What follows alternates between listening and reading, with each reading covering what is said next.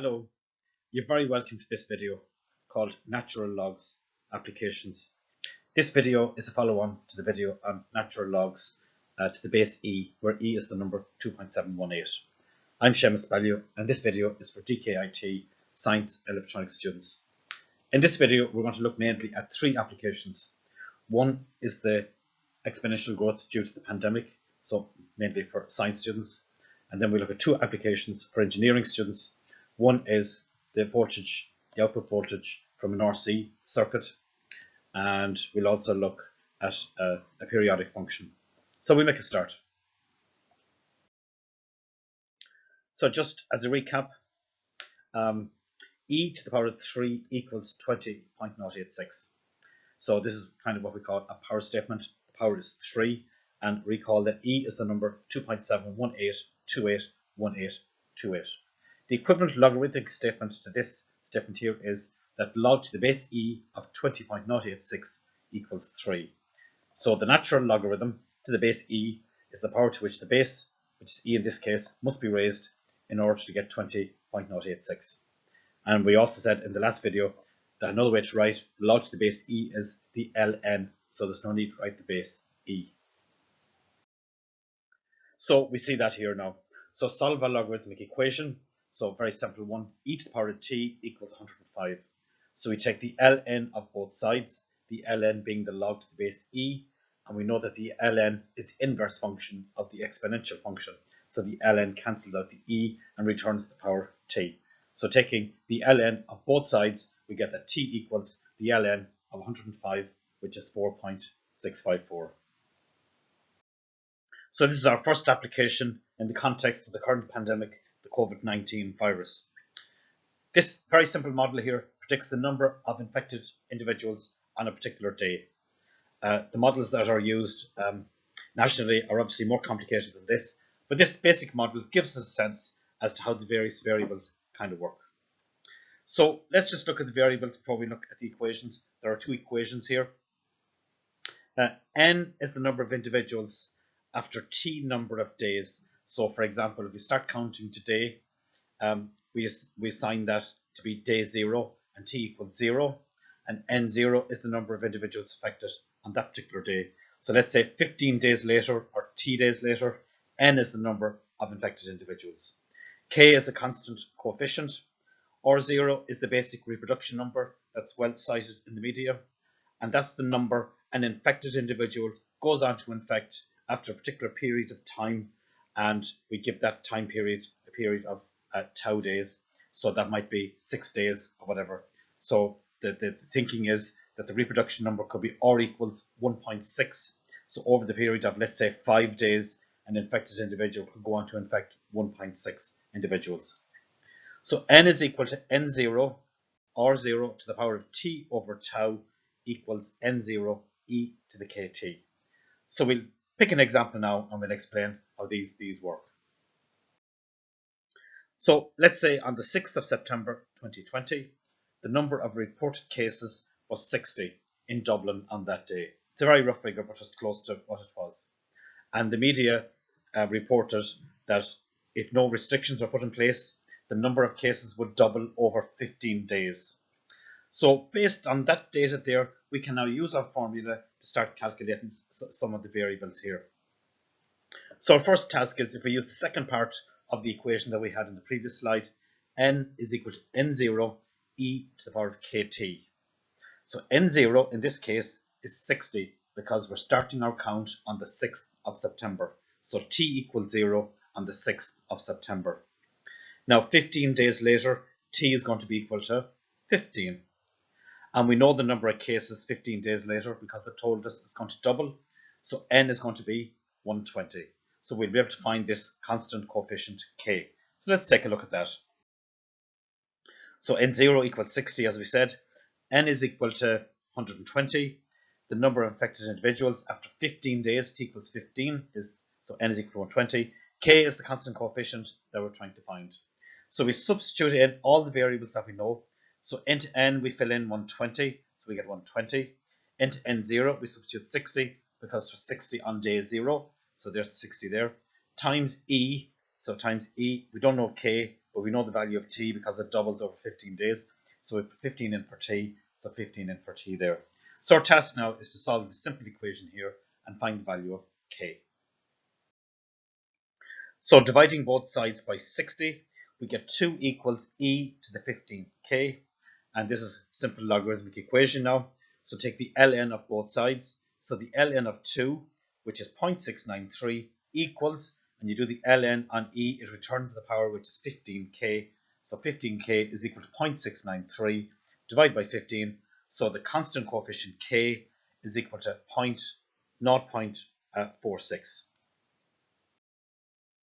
So we found the constant coefficient that's associated with this formula here, and we're now in a position to predict the number of expected individuals with the infection at any particular number of days after the 6th of September. So in this question here, we're asked calculate the expected number of those infected 20 days later, that is when the t-value is 20 on the 26th of September, if there were no restrictive measures put in place. So again, looking at our formula, n is equal to n0 e to the power of kt. So n0 equals 60 people. That's the number that were affected on the 6th of September. We were given that. We're trying to predict what n is going to be 20 days later on the 26th of September.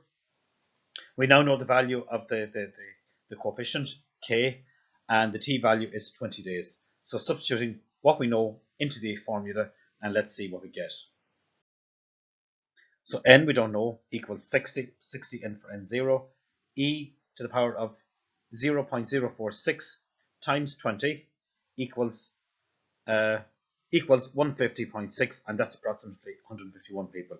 So we just worked out that on the calculator. So part 3, staying with the same question, we're now going to look at the first part of the formula, the equation that we had on the first slide. N is equal to n0, the number of infected individuals on day 0, in this case the 6th of September, which was equal to 60. We're looking for the R0 number, reproductive number, to the power of t over tau. And this reproductive number is based over a period of 5 days. That's given to us in the question. So our task in hand is determine the R0 number. So here we set about calculating the R0, the basic reproduction number. So we have the information for all the other variables in this part of the equation except R0. So on the 6th of September, the number of affected individuals is 60, so 60 will be substituted in for N0. We know the number doubles over 15 days, so N is equal to 120. The T value will be 15, and the R0 reproduction number we're given that it's calculated based on a period of 5 days, so the tau is equal to 5, and we set about finding R0.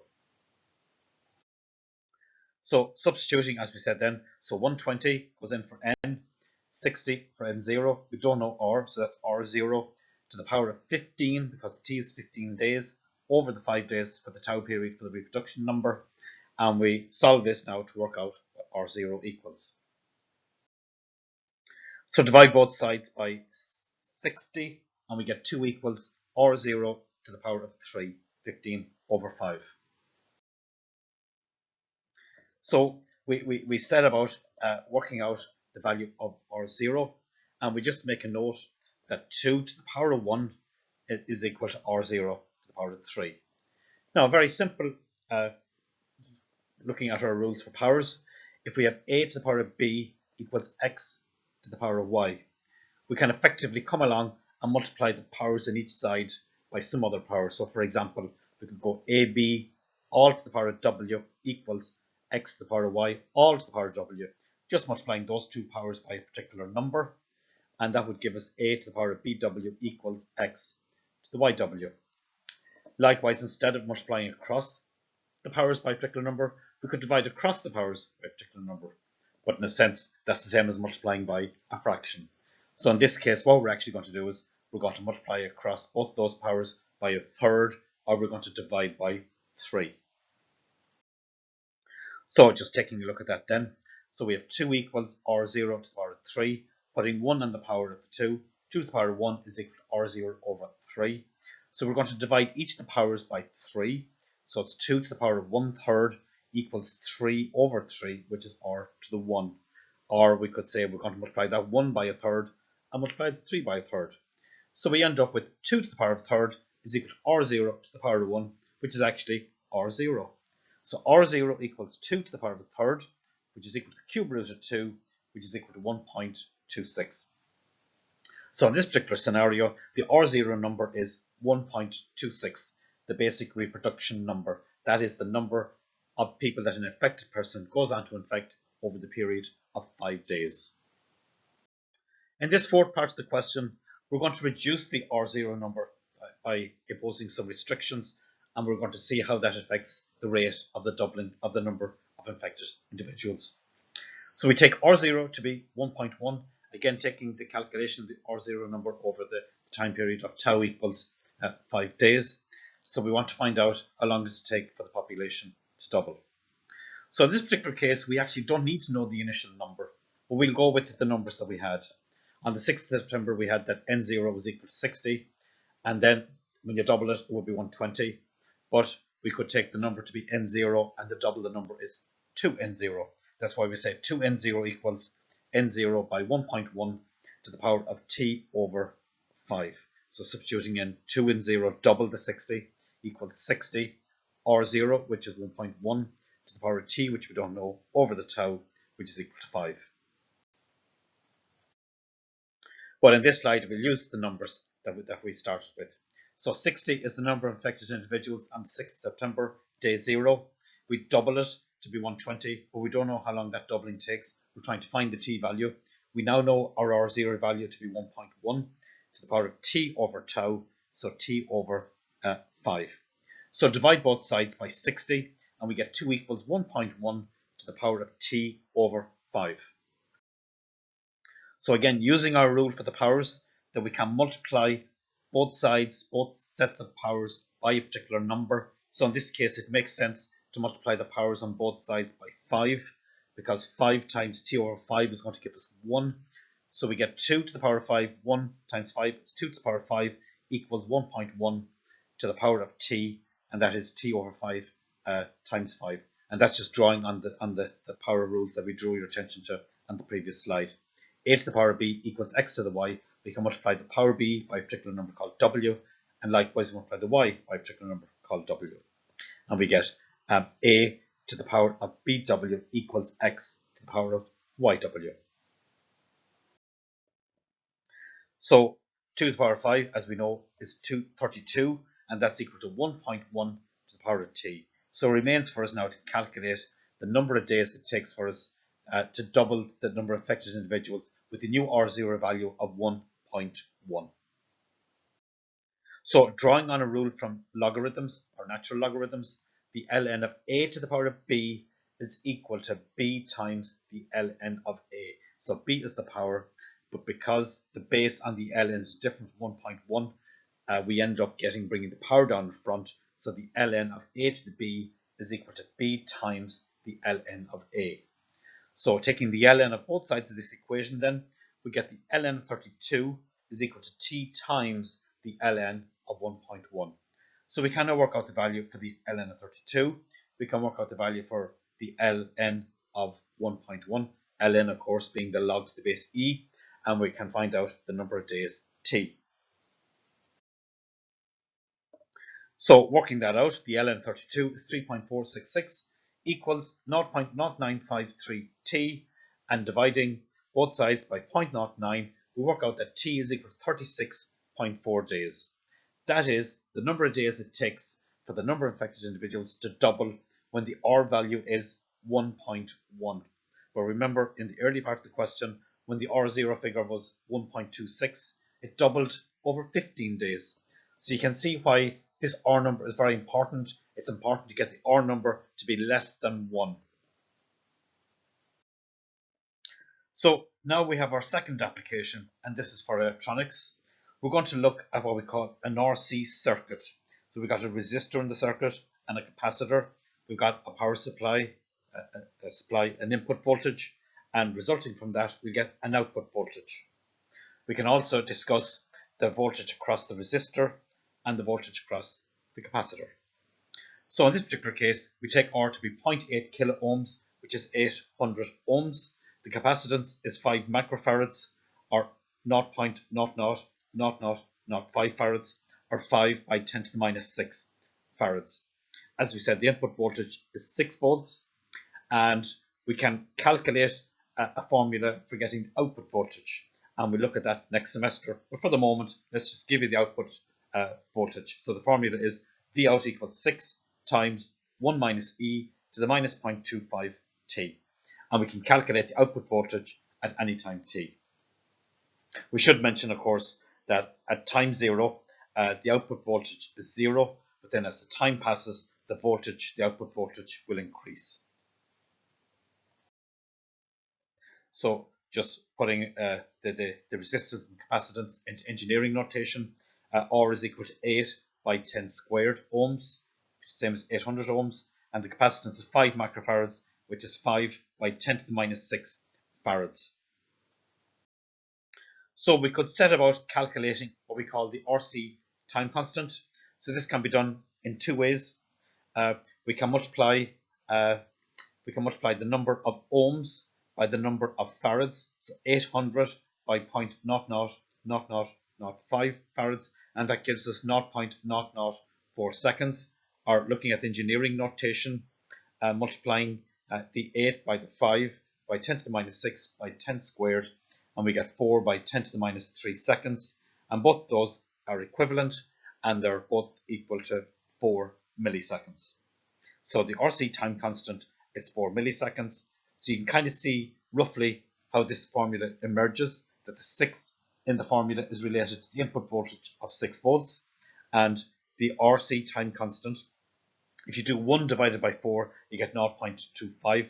That's roughly explaining where that 0.25 comes from.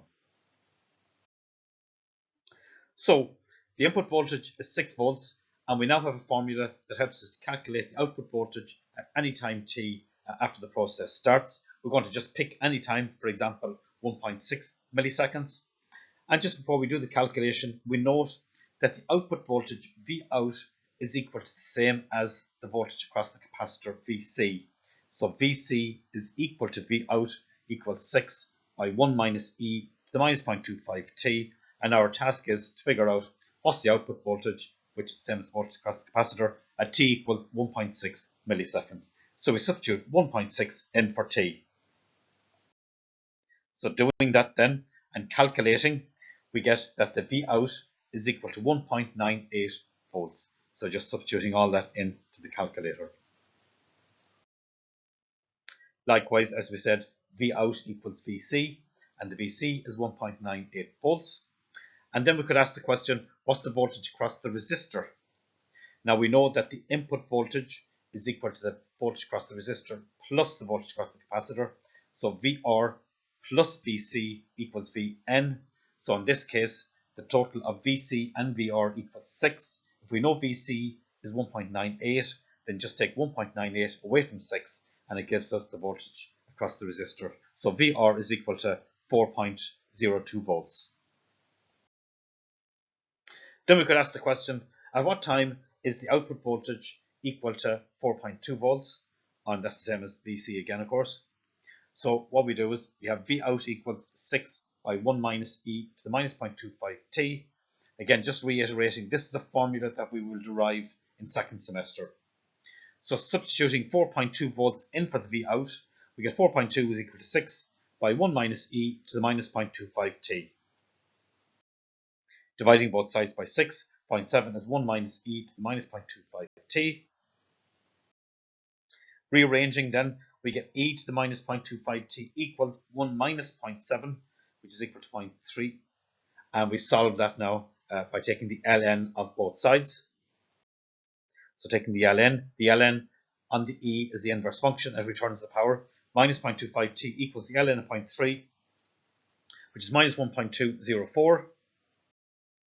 And divide the minus 1.2 by the minus 0.25. So t equals 4.816 milliseconds. So when the time is 4.81 or 82 milliseconds, we know the V out voltage is 4.2 volts, and that's the same as Vc. So here's the diagram of that then. So when the time is 4.816 milliseconds, close to 5 milliseconds, we know that the output voltage is 4.2 volts. And you can kind of see the pattern that's emerging. So as the time passes, the output voltage rises. So it charges up, the capacitor is charging, and the output voltage tends to converge on the constant input voltage of 6 volts. So here's our third application, the second electronic application. We're going to look at a 555 timer. So this timer can be used maybe in traffic lights. So we have a charging up phase, and that will represent the period when the traffic light might be green. Then we have a discharging phase that would represent when the light will be colored red. So we'll keep it simple just for kind of a binary example. So the voltage across the capacitor is given by two equations. So in the first time period, from 0 to 6 milliseconds, the voltage is given by 5 by 1 minus e to the minus t over 5.46.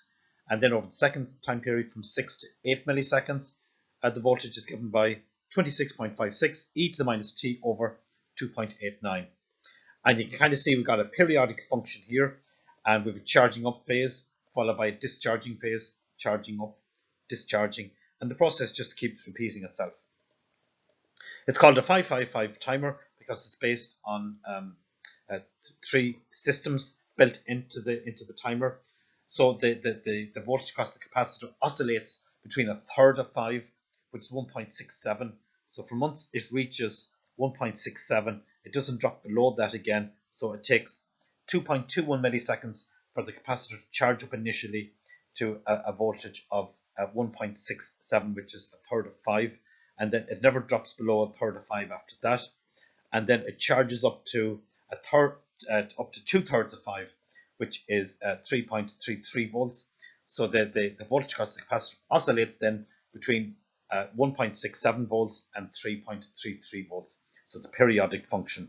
So this time period here, the initial time 2.21. So that's just an initial, just to get you charged from 0 up to 1.67, and we note that's 2.21. And then after that, the pattern keeps repeating itself. It charges up, it discharges, it charges up, it discharges. So it's a periodic function, and it takes, the period time is 5.79 milliseconds. So basically from 2.21 milliseconds over to 8 milliseconds, it takes that time period of 5.79 to charge up from a third of 5 to 2/3 of 5, and then discharges back down to a third of 5. And then it repeats that process then over the next 5.79 milliseconds. It charges up, it discharges, charges up, it discharges, and so on. So here's a couple of questions we can ask then. What is the voltage when t equals 3 milliseconds, for example? So pick 3 milliseconds there and work out our voltage. What is the voltage at 7 milliseconds? So there's 7 there roughly, and that's on the discharging phase. When is the voltage across the capacitor equal to 2.6 volts in the discharging phase? So here's the discharging phase. So when is it 2.6? That's about 2.6 there, and that's that time there, and then drop it down so we can calculate that time. When is the voltage 2.6 in the charging up phase? Here's the charging up phase, and again that's about 2.6 on the 2.6 volts, and we could try and calculate what the time is going to be. What is the voltage after 24 milliseconds? So there's 24 milliseconds, and that's on a discharging phase, and we want to figure out what that voltage will be. So we'll be looking at our periodic nature at that stage. So what is the voltage at t equals 3 milliseconds? There's t equals 3. So that's in the first time zone between 0 and 6. So we substitute 3 in for t there, and that'll give us the voltage across the capacitor, and that's in the charging up phase. What is the voltage when t is equal to 7 milliseconds? So there's 7 milliseconds, and that's in the discharging phase, and we can see it's over 2 as well. But we'll be using the second equation then, because 7 is between 6 and 8. So looking at then, the calculation is fairly straightforward. So what's the voltage at t equals 3 milliseconds? We substitute 3 in for t in the first formula. So calculating that, we get 2.25 volts. So 3 milliseconds, the voltage is 2.25 volts. What's the voltage when t equals 7 milliseconds? Substituting 7 in for t in the second equation, because 7 is between 6 and 8. And you can see then when we do that, we get an answer 2.36 volts. So 7 milliseconds, the output voltage is, the voltage across the capacitor is 2.36 volts. Then looking at the third question, when is the voltage 2.6 volts in the discharging phase? So here's our discharging phase here, and it's going to be between 6 and 8, obviously.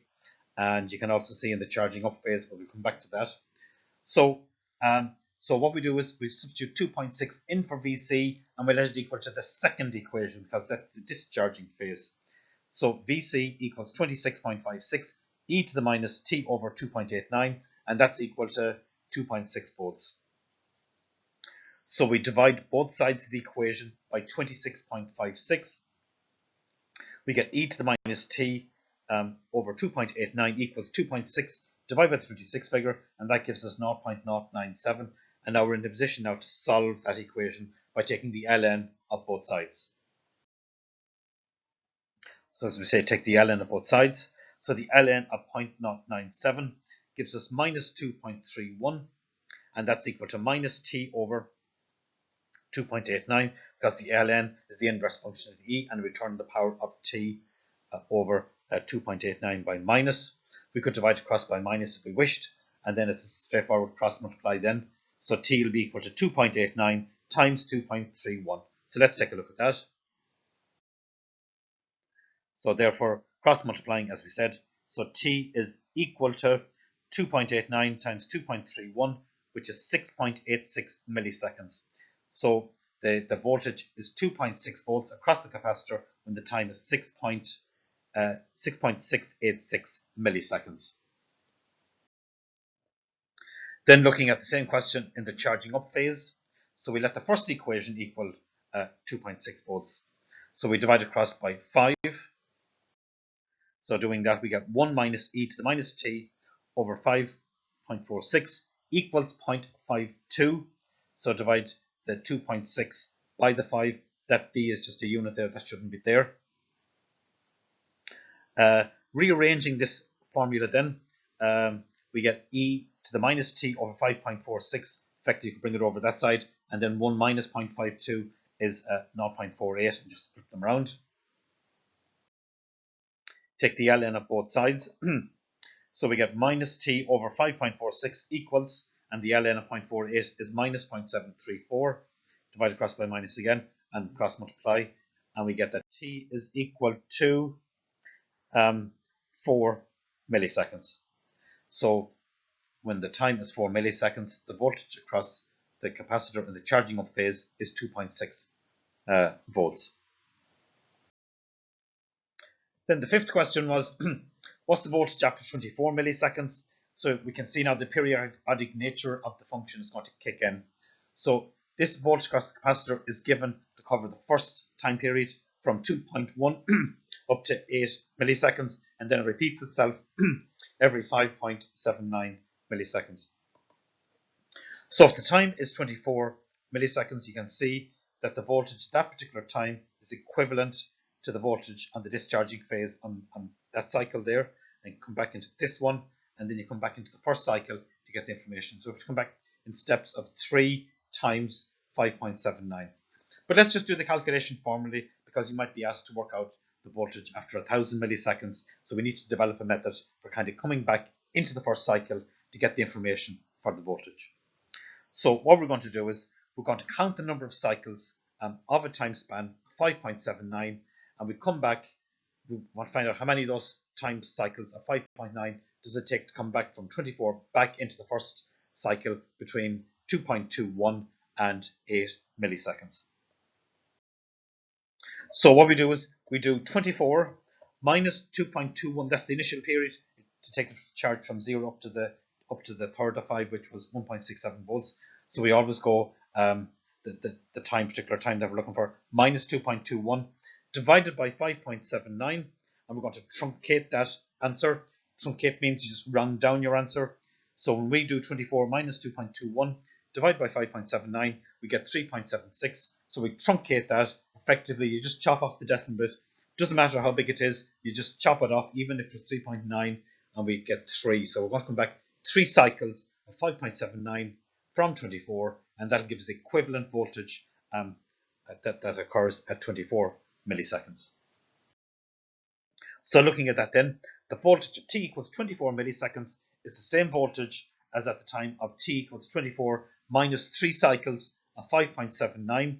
So take 3 times 5.79 from 24 and we get 6.63 milliseconds. So now we know that the voltage at 24 milliseconds on that discharging phase there corresponds to the voltage at 6.63 on the discharging phase there in the first cycle, which is between 6 and 8. So we're going to use this formula now to work out the voltage at 6.63 milliseconds, and that'll give us equivalent voltage then at 24 milliseconds. So doing that then very simply, VC equals 26.56 minus, and substituting in the 6.63 because that's the equivalent time to 24 into that formula there. So 6.63 over 2.89, and we get an answer of 2.68 volts. So then the interesting question then is, we now know that the voltage at 6.63 milliseconds is 2.68 volts, and that's equivalent to the voltage at 24 milliseconds. So we could just kind of counter way back and we could work out the other times when the voltage is 2.68 milliseconds. So basically the periodic time is 5.79 milliseconds. So if we add on 5.79 milliseconds, 6.63 will take us to the next time when the voltage is 2.68 volts. So doing that, we get 12.42 milliseconds. Adding on 5.79 again, we get 18.21 milliseconds, and then adding on the 5.79, it takes it back to the 24 where we started our question, and that takes us to the 24. So that concludes that application. So we hope you've enjoyed the video, and we look forward to seeing you the next time. Thank you very much.